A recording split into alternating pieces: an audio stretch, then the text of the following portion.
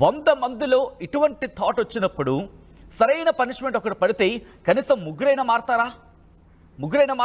అది కూడా మారరా? అంటే ఇంకా మన లాస్ని ఇంకా స్ట్రింజెంట్, ఇంకా పటిష్టం చేయాల్సిన అవసరం కనిపిస్తోంది. ఎంతలా అంటే అమ్మాయి వైపు, ఒక మహిళ వైపు కంటి చూపు అభ్యంతరకరంగా వెళ్ళాలంటే ఆలోచించాలి. ఒక సైగ మహిళ వైపు అభ్యంతరకరంగా చూపించాలంటే వెన్నులో కాదు, వేలులో వణుకు పుట్టాలి. అది ఏ వేలో? చూపుడు వేలే చూపించాలి సమాధానం.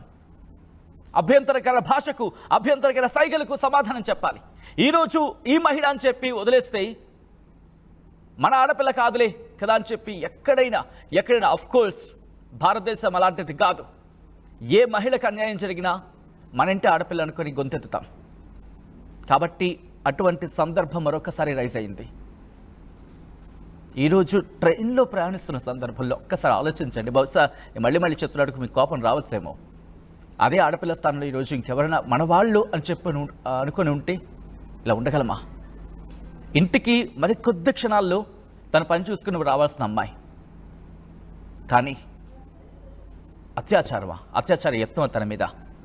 ఆ అత్యాచార యత్నాన్ని తప్పించుకోవడానికి మన ప్రజా రవాణా వ్యవస్థలో ట్రావెల్ చేస్తున్న ఆమె తనకింకా తన ప్రాణం కన్నా తన ఆ మాట మాట్లాడాలంటే ఇబ్బందిగా అనిపిస్తోంది. సో ప్రాణాన్ని కూడా విడిచిపెట్టడానికి సిద్ధమైపోయింది ఆ అమ్మాయి. ఏం చెప్పాలి భారత వనిత అంటే? కాబట్టి ఇటువంటి అఘాయిత్యాలు ఆగాలంటే గలవెత్తాల్సిందే, గొంతు విప్పాల్సిందే.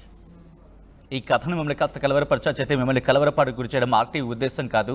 కానీ ఇటువంటి ఘటనలు చూసినప్పుడు, విన్నప్పుడు కాస్త కలవరపాటుకి మరింత చలించే అవకాశం ఉంటుంది. కాబట్టి దీనికి సంబంధించి తగిన జాగ్రత్తలు తీసుకోవాలని ఆర్టీవీ సూచించడం జరుగుతోంది. ఇటువంటి దుర్మార్గులకి ఎటువంటి శిక్ష సమంజసమైంది, సరైనది మీరు మాట్లాడే ప్రయత్నం చేయండి.